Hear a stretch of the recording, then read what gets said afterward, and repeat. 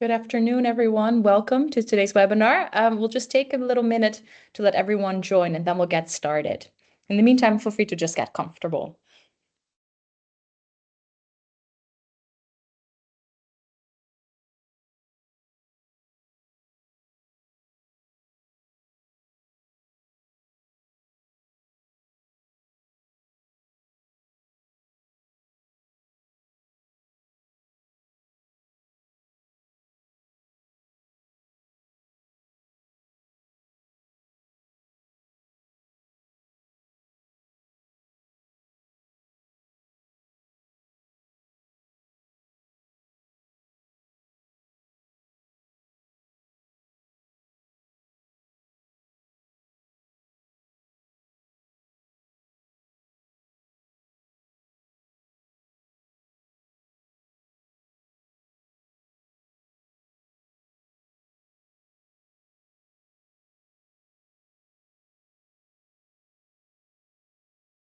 For those who are just joining now, we are just giving a little minute for everyone to join the meeting and admitting everyone, but a warm welcome to everyone who's just joining.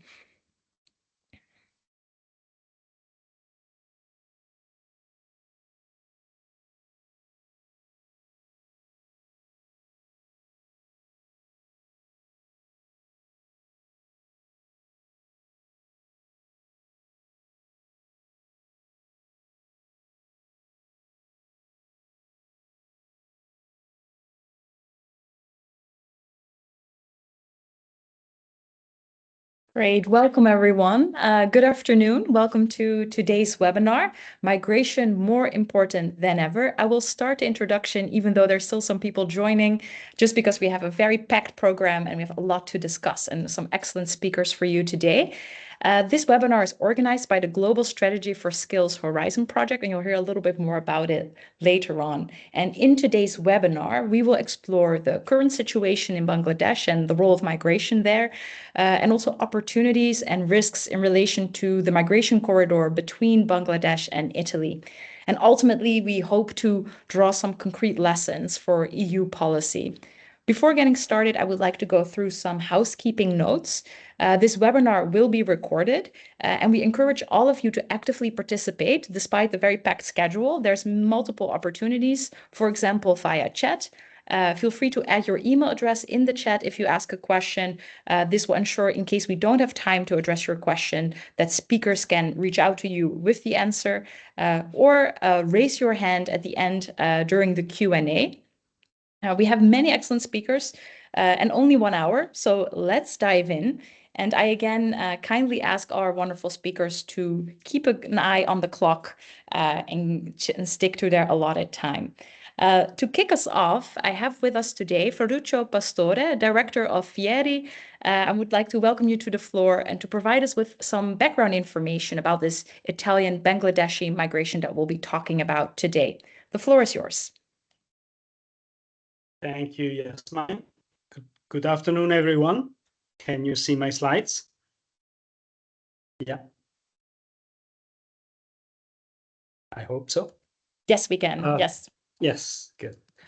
I will start with a few words on the migration trends along this bilateral migration corridor, which has grown quite important.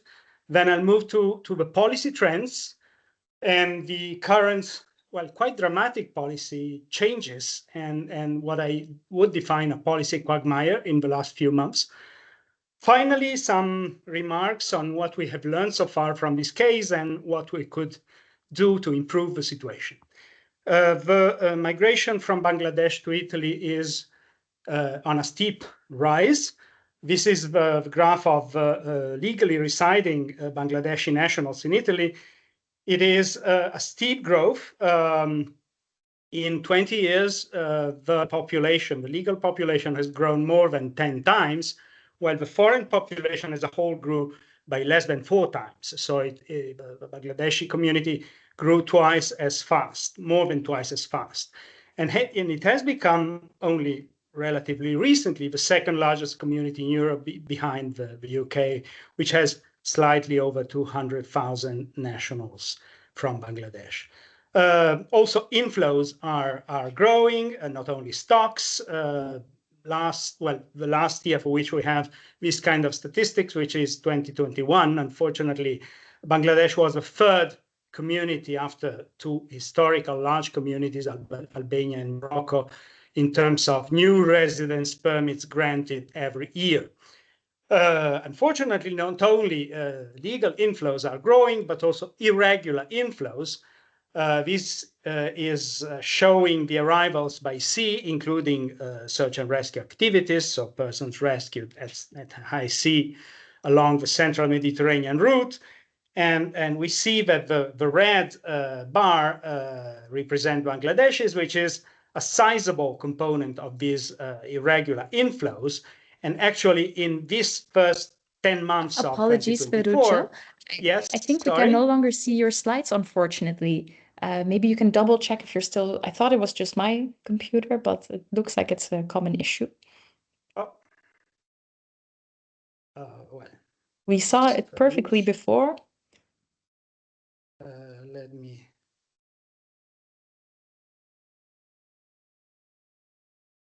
Sorry for that. What happened there?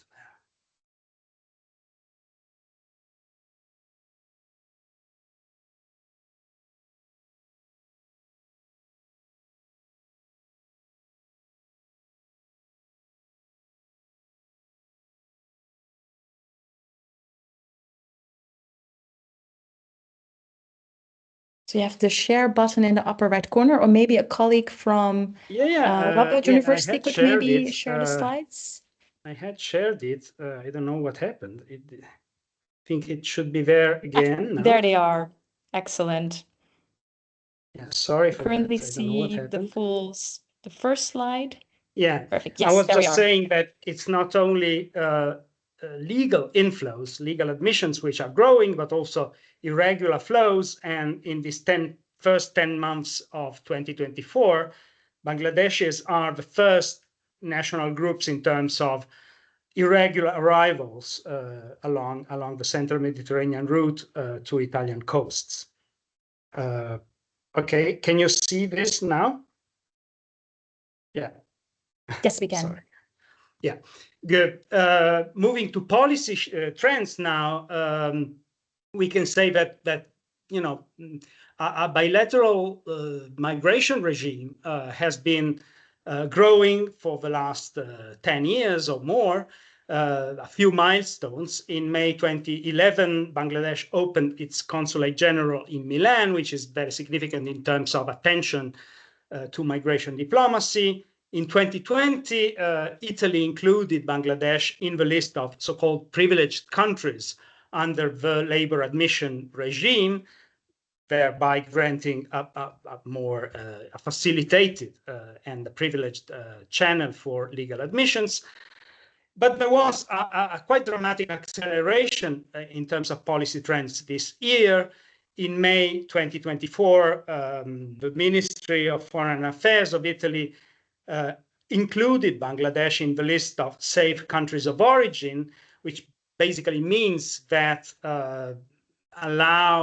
this allows for accelerated procedures for expulsion to be for asylum adjudication, and in case of rejection, expulsion to be adopted. In June, there was a visit by the foreign secretary from Bangladesh in Rome, and there was a rather important announcement that negotiations for a bilateral labor agreement were very advanced, and both governments expressed satisfaction. So everything seemed to be close to an important breakthrough in the relations, but suddenly what we could call a political bomb, an earthquake, happened because on 4th of June, just this summer, the head of government of Italy, Ms. Meloni, announced that massive frauds had been detected along the admission channel from Bangladesh. Actually, these practices were known to experts since several years, and they are to some extent physiological phenomenon, but it was discovered in the political debate. Suddenly it became an issue. The official discourse dramatically changed from one day to the next. This is a declaration by the Italian ambassador on the 9th of June that there is a widespread practice of paying middlemen very high amount of monies, etc.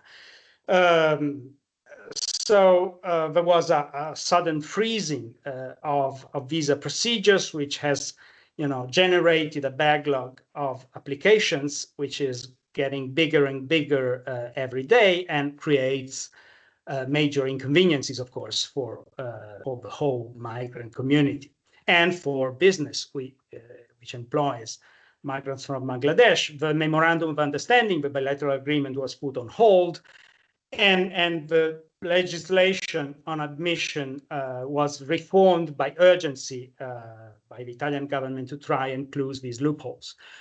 In the meantime, another dramatic development took place on the other side of the Adriatic. You are all familiar, I guess, with the bilateral deal that was struck a few months ago by Italy and Albania in order to create a return hub in the country on the other side of the Adriatic to Italy.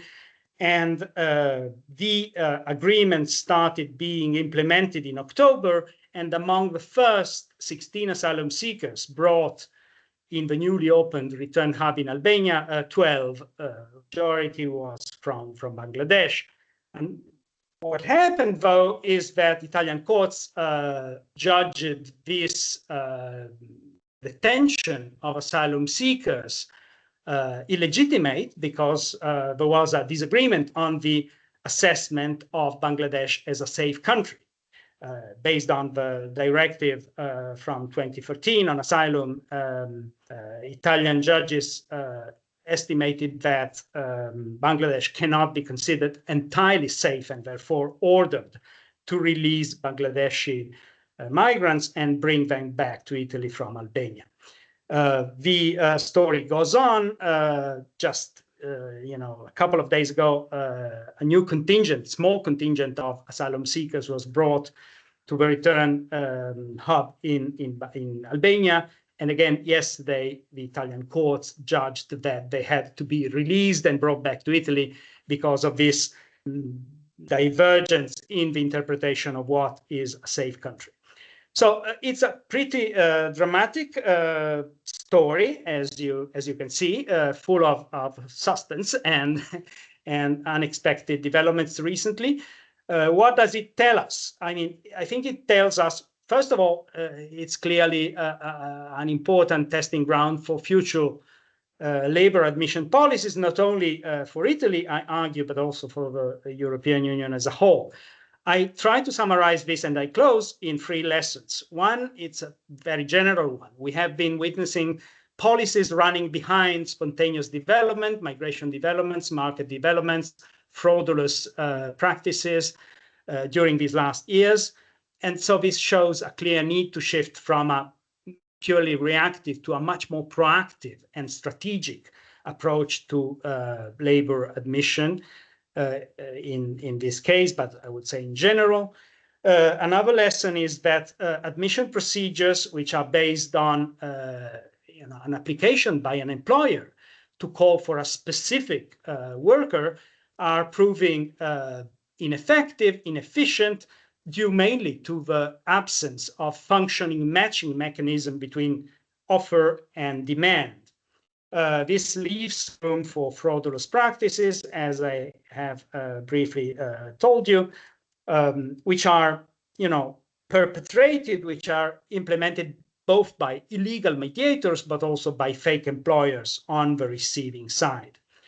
This shows a clear need to reform the admission system to create effective matching mechanisms. And of course, the questions connecting this to the EU policy outlook is whether a talent pool can actually improve the situation, or if we need to go for more radical solutions like job-seeking visas, which is something that has been experimented in some cases in Italy and elsewhere, but is currently not possible.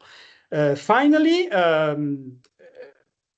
I would say that this case shows that there is a very important volume in both legal and illegal admissions, which are, of course, connected. And pilot programs like the ones implemented within the talent partnerships, even though they are useful for sure, are probably not sufficient, do not have sufficient critical mass in order to harness market forces and curb frauds. Thank you. Thank you so much, Ferruccio, for really giving this excellent introduction, really highlighting the trends that we're seeing and the policy developments recently. And this was, of course, more the Italian perspective. Now I'd like to move more to the Bangladeshi perspective. And to the floor, I'd like to welcome Shakirul Islam. He's the chairperson of OKUP, a community-based migrant organization in Bangladesh. The floor is yours. Thank you. Can you see my slide? Yes, we can. Okay, great. Thank you. Good morning, good afternoon, and good evening who participated in this webinar from different parts of the world, from different time zone. And thank you, Jasmine, for your introduction. And I really thank to Faurizio for your wonderful presentation on the Italy Bangladesh corridor. I will not repeat actually what Faurizio already described. Rather, I'll focus on why labor migration has become a strategy for hundreds of thousands of Bangladeshi migrant workers with its historical trend and significance, and a reflection on Bangladesh-Italy corridor with the current context and deadlock, the challenges and ordeals that migrant workers encountering, and finally, way forward. So my first slide is basically on the demographic and socio-economic environmental context to understand actually why Bangladesh is one of the major labor-sending country. And you know, Bangladesh is a very small country with 55,000 square kilometer, and we have 160 million people according to the 2021 population census, and we have 33 million workforce with employment of 71 million. According to the government statistics, the national unemployment rate is 44.2%, but the unemployment rate is huge. It's nearly 40%. And most importantly and significantly, according to the World Bank, the new entrants to labor market per year is 2.2 million. It means that Bangladesh has a huge number of working people who actually need employment. On the other hand, we have climate change and natural disasters being one of the vulnerable climate-induced countries. And according to the World Bank, there is a risk of 13 million people who might be displaced by 2015 due to flooding, river erosion, and sea level rise. So all these actually put Bangladesh in a situation to promote labor migration. How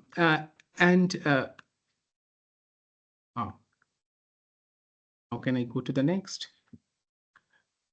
It's not working. Okay.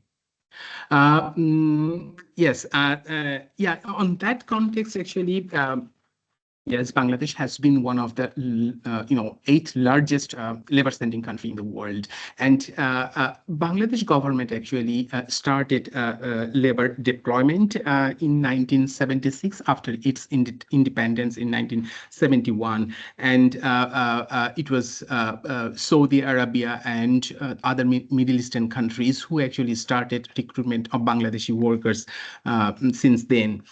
And after that, in 1990s, Malaysia, Singapore, and other Southeast Asian countries started recruitment of Bangladeshi workers to fill the labor shortage in their countries. And according to the government data, we have now a total of 16 million Bangladeshis who migrated overseas for employment from 1976 to December 2023. And of those 60%, almost 9.2 2 million Bangladeshis migrated during the last 14 years from 2010 to 2023. The COVID-19 pandemic brought a halt, but the government took a different proactive initiative so that the labor migration flows can continue. And in that context, labor migration actually played a significant contribution to the socio-economic development of Bangladesh. Over the last 14 years, what I said from 2010 to 2022, on an average, 673 Bangladeshis have been employed through labor migration channel. And Bangladesh actually received more than $100 million as remittances during the last 5 years from 2019 to 2023, and which is 7.11 times higher than the net foreign direct investment and also 4.5 times higher than the overseas development aid. And what I actually told, it is all about regular migration flows from Bangladesh to mainly to the Middle Eastern countries and the Southeast Western countries. But if I talk about the migration flow from Bangladesh to Europe or Italy, I will say it is almost closed. There is no labor migration scheme to go to Europe and the Italian countries. And except, some countries or most of the countries have family reunification visa. They issue family reunification visa to those who already entered into the European territory through different channels, including irregular migration or human trafficking, what we say. The flow of irregular migration to Italy has been, accelerated mainly after the war in Libya in 2011.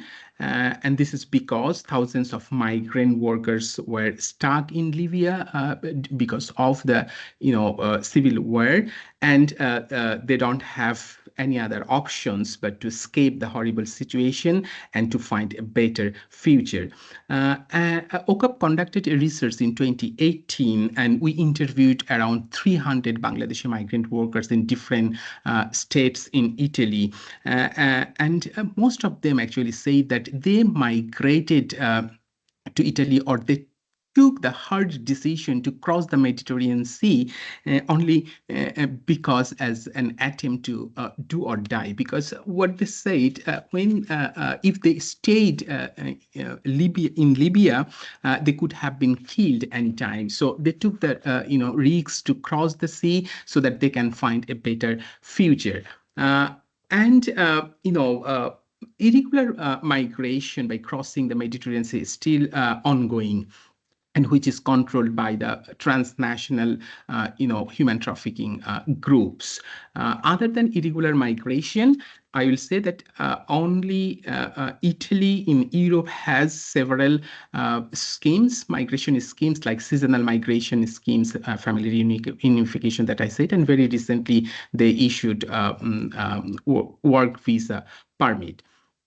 And these, schemes, particularly seasonal migration, has never been a very good option for Bangladeshi migrant workers because they have to pay a huge amount of migration fees, and there are many actually challenges in the recruitment process.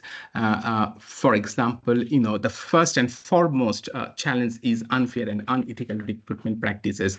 Farise has already spelled out this issue, but this is really a big issue, a huge issue for Bangladeshi migrant workers. And because of these unfair and unethical recruitment practices, the migrant workers had to pay a huge amount. It's ranging 12,000 euros to 20,000 euros, and sometimes more than that. And because of these high migration fees, the migrant workers need to take a huge amount of loan. And according to our research, nearly 76% migrants took loan from different sources to pay the migration cost.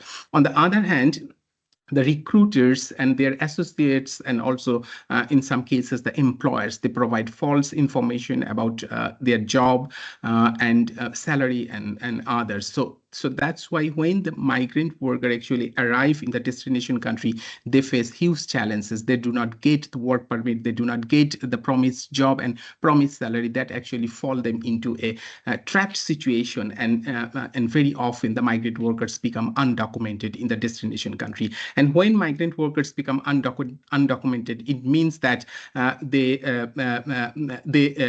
are exposed to gross violation of human rights, mental and physical exploitation that actually lead them to an undignified life. And when this situation actually happened to the life of a migrant worker, they and the family actually fall into a debt bondage because they are not able to pay back the installments of their loans. So that's why the family of the migrant workers struggled with debt burdens, and it's often actually decrease their social prestige, I will say, because they have always pressure from the money lenders and they cannot pay it. According to our research and our grassroots experiences, many families stopped children from going to school and engaged them in work to get additional income for the family. They say that they often reduced food intake, and that has a very big impact on their health, particularly on the children's health. And when they become ill, they don't have any way to go for treatment. So this context and situation that the migrant workers go through.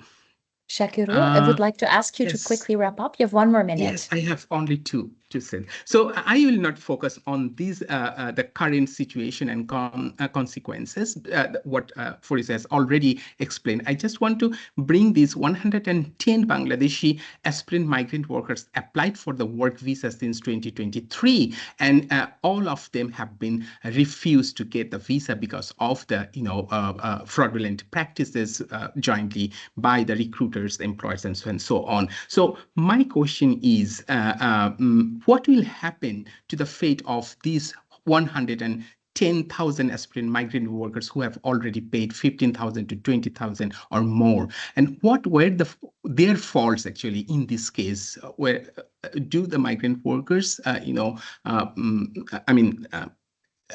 the migrant workers are responsible for this, or how they will pay off such a huge amount of loan? And we have seen that most of the cases in this kind of migration or default migration, the responsibility comes to the migrant workers, and migrant workers always pay for that, but because of the failure of the system and mechanism, but there is no other stakeholders who take the responsibilities and pay for that.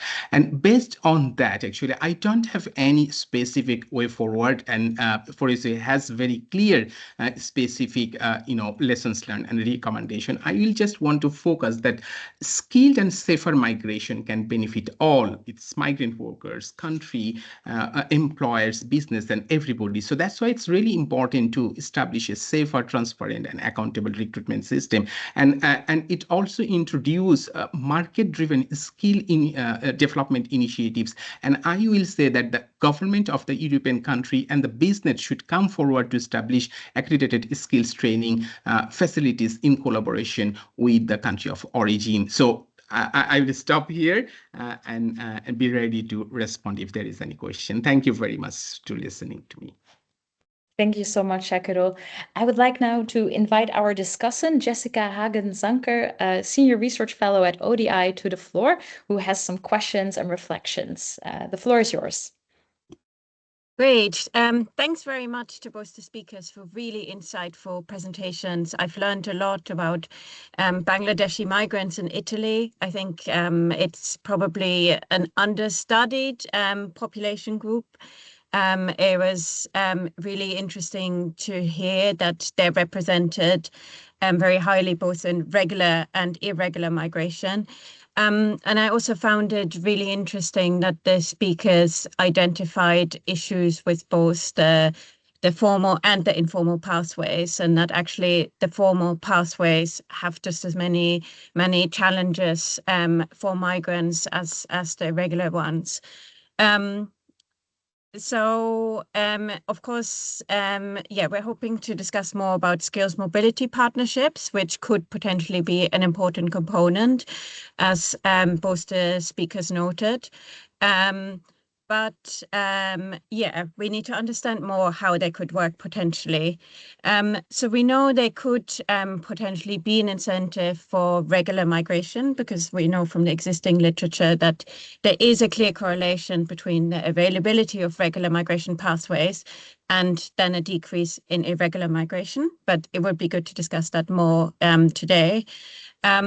And I think not just talking about the kind of operational effectiveness of such pathways at the bilateral level, but it would be really good to also understand if they are actually attractive and workable for the target population. That was really interesting to me, also in light of the experiences of migrant workers, which Shakarul talked about.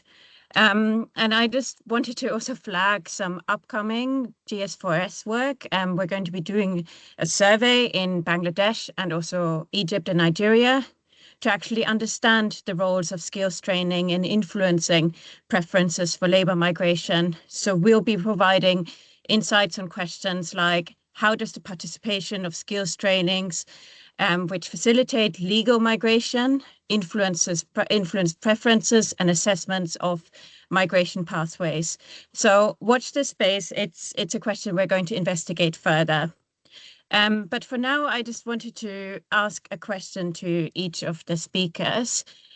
Ferruccio, I thought it was really interesting to see, actually, well, interesting and sad to see that kind of the discussions on legal migration pathways got off track with what you described as the political bomb of Giorgia Meloni. And I wanted to ask you what you think is the potential of getting back on track on more constructive and a more proactive track of creating legal pathways for Bangladeshis to Italy. Do you think there is the political will in Italy to try and make this work? And Shakarul, for you, my question is, do you think there will be trust and also take-up of legal pathways if further opportunities are created, given the widespread experiences of misinformation and also unethical recruitment practices in Bangladesh, and also given the actually, frankly, very shocking experience of the 110,000 migrant workers who lost their application fees? And what do you think is a way to make such schemes attractive to Bangladeshi migrant workers? Ferruccio, the floor is yours. First? Yeah.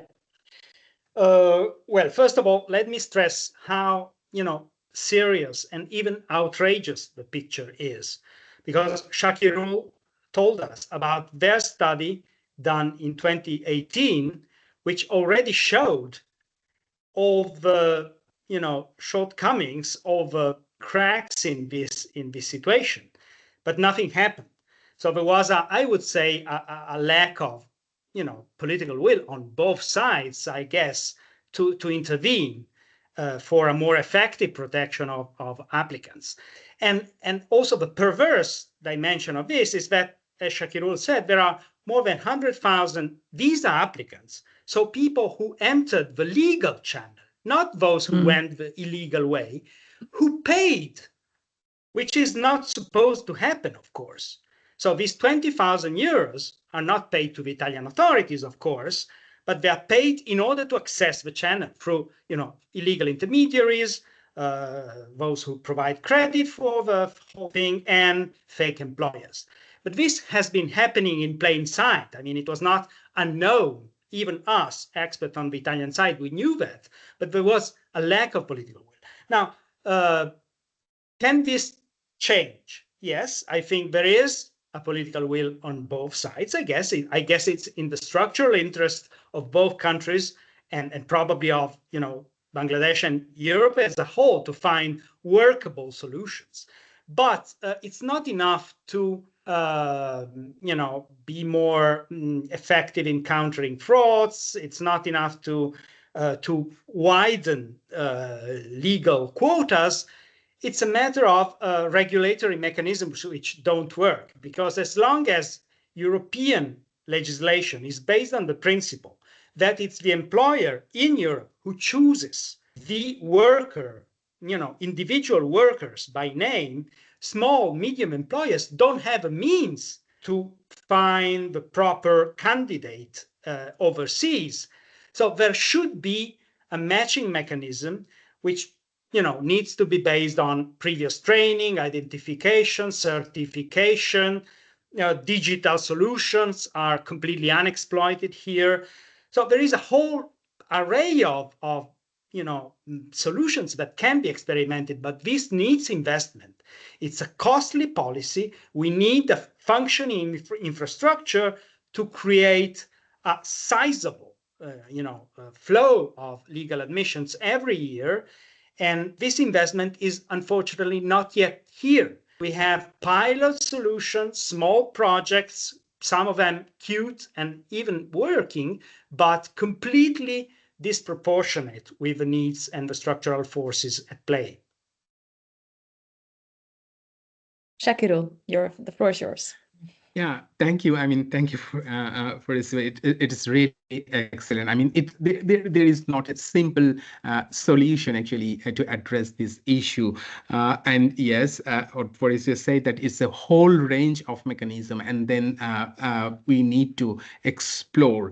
But from my point, I will really emphasize on the market-driven skill demand, because it can actually reduce the fraudulence in the whole recruitment processes. Because if there is a business in Italy which needs a certain quality of migrants, and then in that way, if there are available opportunities for skill development, and there is a pool of skill migration, then the employers can access to this pool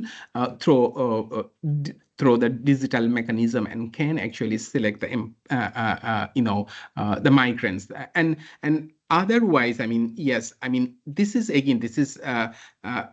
difficult to expand this kind of market-driven skill development recruitment, but it could be a solution. We can actually explore these and then find how the system actually improved to recruit the migrants in that way. But it's really difficult to say or to give a simple solution to that.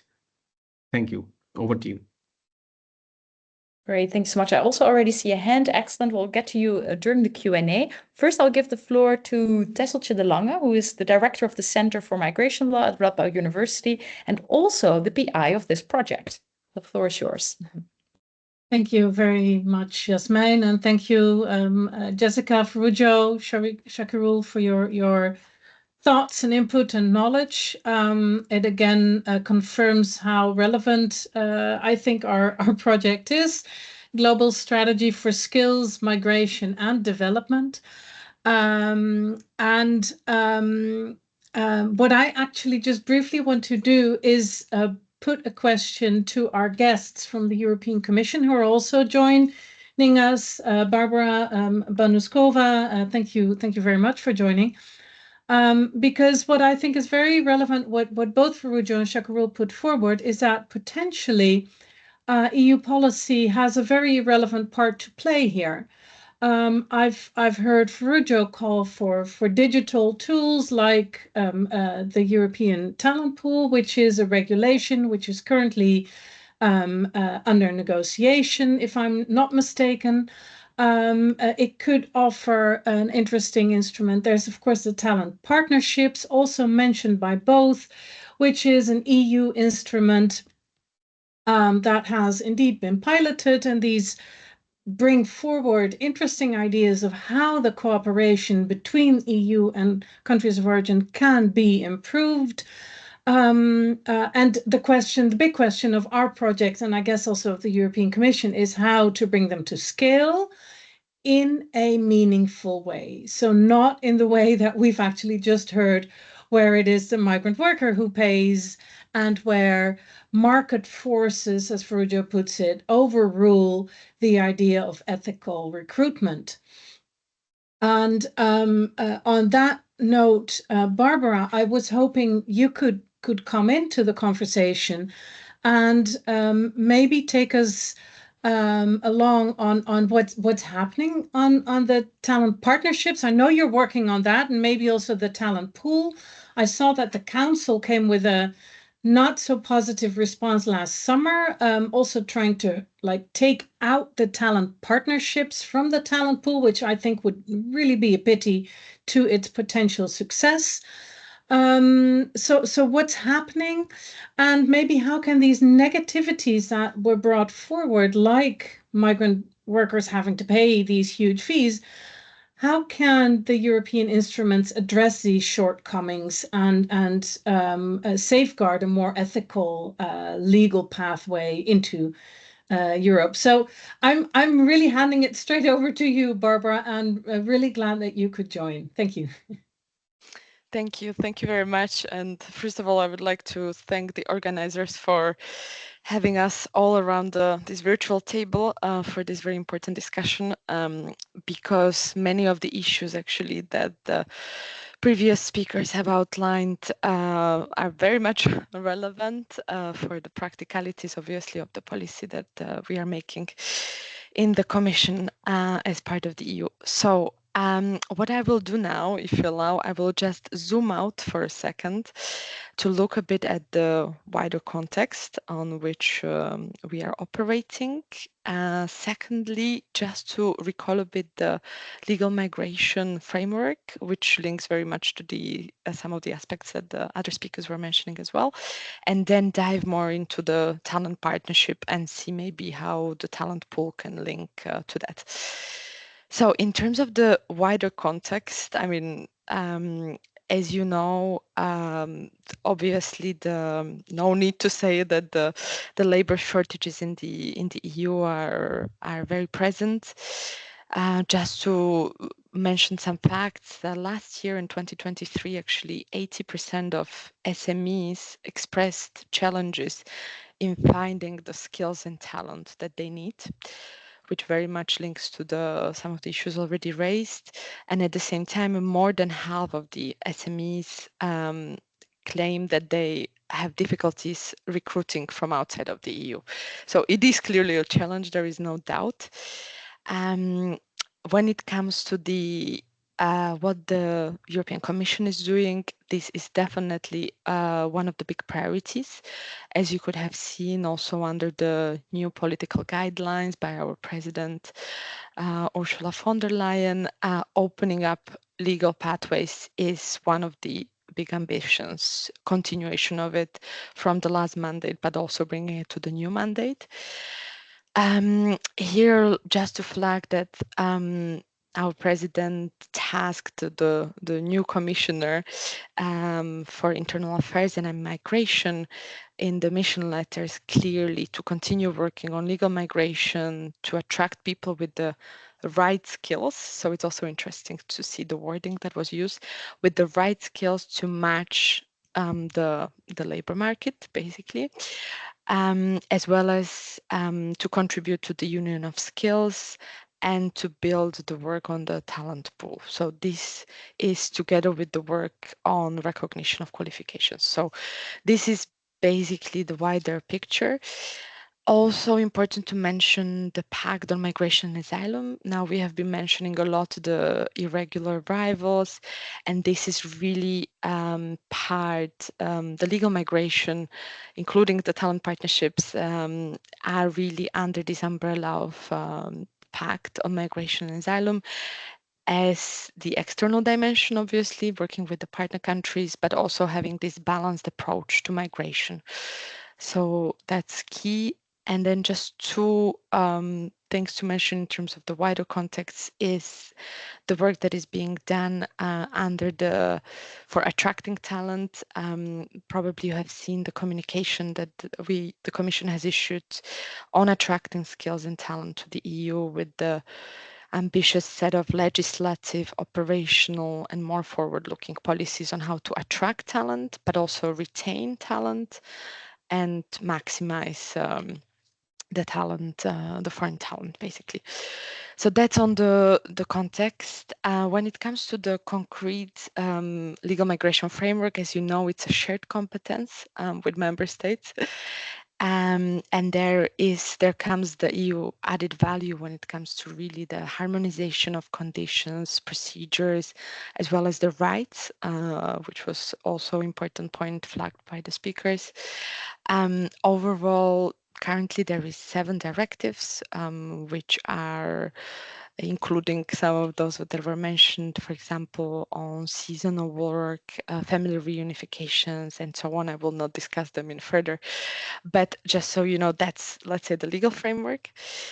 Now, zooming in more into the talent pool that you have been mentioning, and definitely, yes, I want to second the importance and the reflections you were mentioning on the talent pool, because it's really for the first time in the history that it would be the EU-wide platform created for the matching between the non-EU nationals seeking work and the EU employers. So really here we have big ambitions and hopes with this platform. As you mentioned, it's currently under negotiations, so I will not be able to tell you more about that, but of course it would be important for us that there is a link with the talent partnerships and making that connection there. It's very important, I think.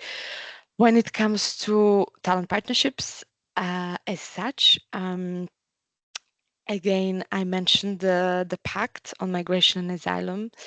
This is really the pillar that is a key pillar on legal migration and the external dimension of migration policies. And what is interesting is that talent partnership really brings together the objective of boosting international labor mobility and managing migration. So linking to what was already said, having the cooperation on the wider issues on returns, readmissions, this is really what Talent Partnerships initiative does. Here, very important for us, as it's part of the comprehensive partnerships, is that it's a win-win situation. Having in mind that it's really addressing the common interests, both the EU labor market needs, but also the needs in the partner countries. So always making sure that we engage in a mutually beneficial relationships and avoiding brain drain. As you know, this is many times a concern for partner countries. So this is why it's important in talent partnerships to improve the skills development and invest in educational and training system in the countries. So far, we have, as you probably know, we have launched talent partnerships with 5 partner countries. It's Tunisia, Morocco, Egypt, Pakistan, and Bangladesh. Overall, we are engaged in a close dialogue with the partner countries, including discussing our common objectives at the roundtables and also having very concrete actions funded and implemented already on the ground when it comes to supporting mobility schemes and skills development under the umbrella of talent partnerships. And today we are talking about Bangladesh. So just a last word on Bangladesh. We have launched the talent partnerships in 2021, and with Bangladesh we already had 2 roundtables to discuss the concrete areas of common interest. And as you know, on 8th of July, actually this summer, we have signed the program supporting talent partnerships with Bangladesh, which is EU-funded program, and has the objective to support the training needs and skills development, as well as to facilitate mobility to the EU in specific sectors, including construction, agriculture, ICT, and hospitality. Here, the implementing partner is International Labour Organization, and the program is already basically being implemented. So this is the situation in Bangladesh specifically. And then just coming back to your question, I would say that definitely there is more work to be done, but overall, I'm very optimistic as the labor shortages will be staying and who knows, even widening. Overall, I'm confident that we will be able to develop further legal pathways, and talent partnerships will be playing a key role in this, contributing positively to attracting the talent to the EU, and also making sure that there is this win-win element for the partners and for the European Union as well. Thank you. Thank you so much, Barbara, for sharing those insights and expertise, especially from your perspective as a policy coordinator for talent partnerships at DG Home. So thank you so much for that. I see there is already a few questions in the room. So let's use our final minutes to address them. I see a hand from Tanzila Azadmo. You can unmute yourself and ask the question yourself. The floor is yours. Am I audible? Yes, we can hear you. I have some questions as I'm living in Italy for past 2 years. So I have some questions and some things to share from my own perspective that I got to learn about after being in the ground level for past 2 years, being connected with the students and mostly the skilled labor people who are here for PhD or higher educated persons. So the first one that I think Ferruccio Pastore actually mentioned about bilateral migration regime, that the problem is this kind of bilateral migration regime happens when the ground levels able to get to know about the informations that you are having, or you have the possibilities to do more with this kinds of regime, or with these kinds of collaborations. The problem is lack of informations. People in Bangladesh, they are not being able to get more informations about the Italian perspective, like how they would come here besides coming in irregular way. And also students who comes here after spending so much money by hanging on the dalal or third parties, and spending so much money like 15,000 to 20,000 euros, where in Italy coming here it doesn't cost at all, like I think around 1,000 euros might be.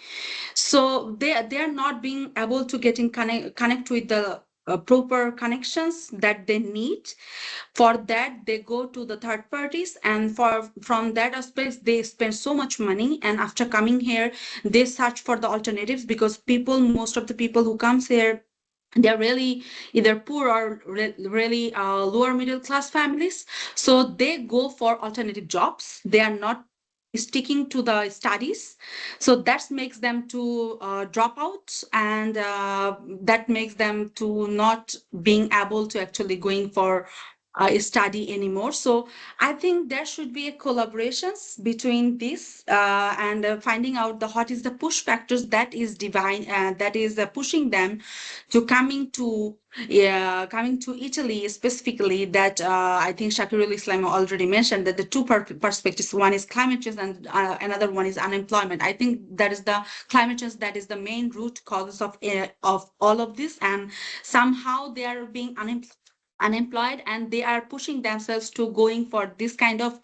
situations and coming in Italy. So from that aspect, I think is there any other bilateral collaborations that you find out, or you think that should be established, which can make them work on collaboratively between the government of Bangladesh and Italy, also the academicians mostly, because the lack of information in literatures are really harder thing to know about the real thoughts, or the real platforms of these irregular migrations that people are taking. So the literature reviews or those works on these fields are really low. And coming to the points, like if there has any collaborations or if there has anything in your minds, I think I'm putting the questions to both Shakir Islam, also Ferruccio Pastore about this. Like, is there any projects or anything, collaborations between NGOs, academicians from both Bangladesh and Italy, and also experts and also the governments, if there has any collaborations or anything at all that should be done or that can be given prioritize in this moment. And another thing is semi-skilled labor they are working on. I think these people who are coming in here mostly either semi-skilled or either they doesn't have any skilled at all, and based on that they goes for those jobs that were being like restaurant jobs or bar jobs in the bar. So this kind of job, they are not being skilled anymore after coming in Italy, and that makes them more poorer than before and is struggling throughout whole life. So how could be what could be the process to make them skilled so that not just going to significant jobs or job sectors, also going for the educations and making themselves skilled and they can go for Thank you so changing. much. Yes, thank you so much for your excellent questions. We have very limited time, so I'll open the floor to Ferruccio and Shakiro. And maybe if I may briefly, Yasmin, maybe first Mikhail would want to come in response either to this question or the earlier questions. That I'm not sure, but do want to give you the floor if. Yeah, thank you. No, thank you very much. I will just speak from my standpoint of working in the research and innovation DG of the European Commission. So first of all, thank you, very, very insightful presentations. I think this is exactly the value of research that you can bring to the fore. Evidence that can help us inform our policies. I've took notes. It's important not to be reactive. I think the talent partnerships is an example of that we're trying to be ahead of the developments, not behind.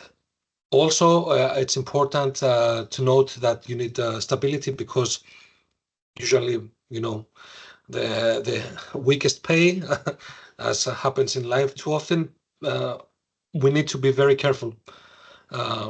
As Barbara said, migration, especially labor migration, is primarily member states, then it's EU, who complements and harmonizes. So, heavy word.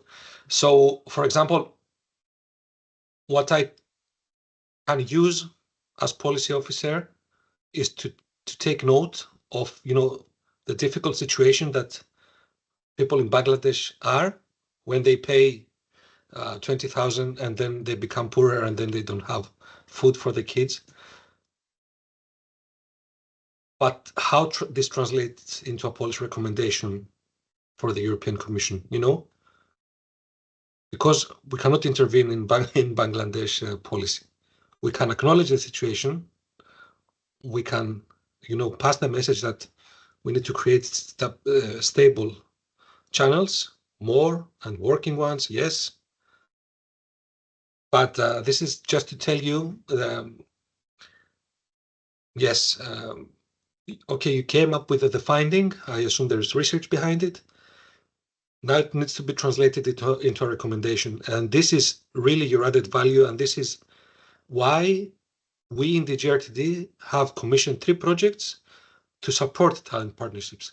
As Barbara said, it's never done before, or to this scale. We need evidence to support to make it work and work well and in the benefit of all. So that would be my comment. And yeah, other than that, I have found very, very informative this webinar.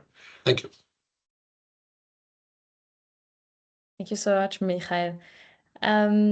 I see there's other questions, but we only have 2 minutes left. So I'll just very quickly allow Shakiro and Ferruccio to quickly respond to the questions and the comments we heard.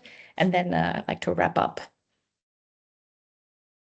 Yes. Well, as Tanzila Azad, I think, said, there is a problem of information, but this is not enough. There is a problem of regulatory dysfunctionalities and a political problem. A talent pool, is it enough? A virtual pool, is it enough? Because small employers, as Barbara Benuskova said, it's the bulk of the demand. If they want to, a person, a care worker for the family or a waiter, they are not satisfied with just reading the CV online. So they want to meet the person. So this is a very fundamental structural issue that we have to address, which calls for much more political courage than what is currently on offer. Because I'm afraid that otherwise, this conundrum will not be solved. And the political issue is there. I mean, we have conflicting messages. On the one hand, governments say we need you, but we don't really want you. So this is the old story which keeps going. And in these circumstances, people with talents have other opportunities and don't choose Europe because it's simply not attractive enough, not for economic reasons, but for broader cultural and political reasons, I'm afraid. Thank you.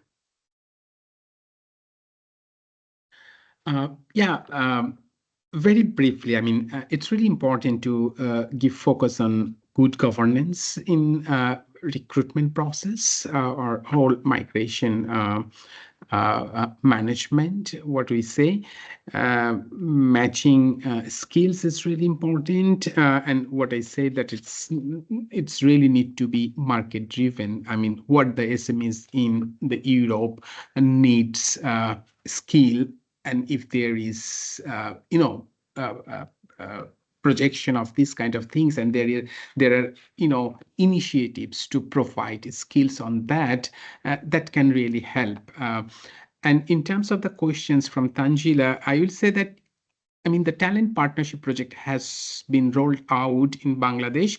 I think it's really important to bring the grassroots organizations, to bring civil society organizations who are working on these issues so that, they can bring their own voices and perspectives to help the whole process with the ground realities. So that's really important. I mean, at this moment, yes, we have collaboration, but there is no direct collaboration in terms of the talent partnership project in Bangladesh. But I think it's really important to bring the grassroots and, the migrant organizations in this kind of discourse and discussion. That's all. Thank you. Over to you.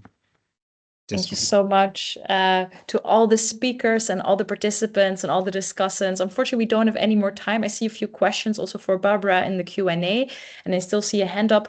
Feel free to really reach out. We would love to get back to you with answers. The speakers can reach out to you as well. Also, keep an eye on your email inbox. You'll receive more information about this project and the outcomes. And for now, just thank you so much for your active participation, and wish you all a very lovely day, and stay in touch about everything that will come out of this great project. Thank you so much.